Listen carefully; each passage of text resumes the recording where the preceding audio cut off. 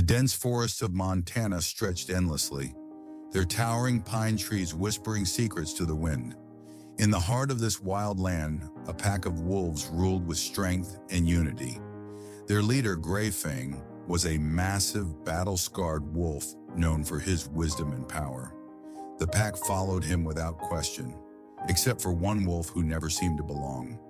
That wolf was Tiny. Tiny was smaller, weaker, and slower than the rest. His legs weren't as strong, his fur wasn't as thick, and his howl lacked the depth of the others. The pack often ignored him, treating him like a burden rather than a brother. "He's useless," muttered one of the larger wolves. "He can't even keep up on a simple hunt." Gray Fang, though stern, never defended him. The law of the wild was simple. Only the strong survive. One fateful evening, the sky turned orange, and the scent of burning wood filled the air. A wildfire, fierce and unstoppable, had ignited in the forest. The wolves ran, their instincts screaming at them to escape. They headed toward the mountains, their only hope for safety. But as they neared, their hearts sank.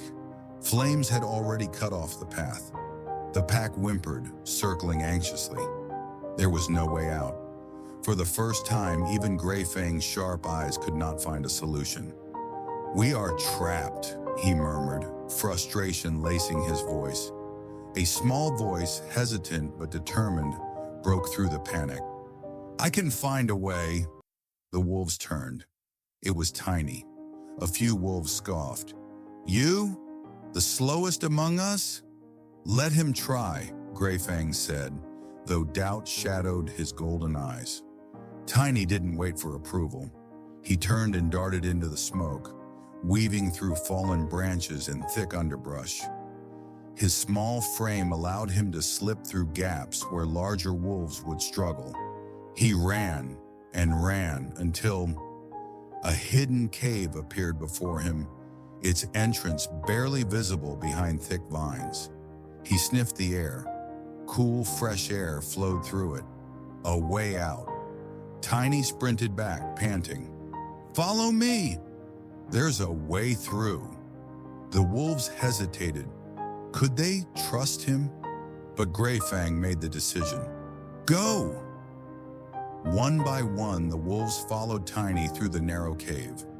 The passage was dark, the ground rough. But at the other end, freedom. As the last wolf emerged, flames devoured the forest behind them. They had escaped. Gray Fang approached Tiny, his eyes filled with something new. Respect. "You saved us all," he admitted. Tiny smiled, his voice steady. "My father once led this pack, but when he grew weak, you left him behind." The pack fell silent. Gray Fang lowered his head. The one they had cast aside had saved them all. The story teaches us never to underestimate anyone, no matter how small or weak they seem. Every individual has unique strengths, and sometimes the one we ignore or belittle turns out to be the most important. True value is not always visible at first glance. In a workplace, an intern might seem inexperienced, but their fresh perspective could solve a problem that experienced employees overlooked. Just like Tiny in the story, everyone has something valuable to contribute, and recognizing this can lead to unexpected success. Have you ever thought about how much just one can matter?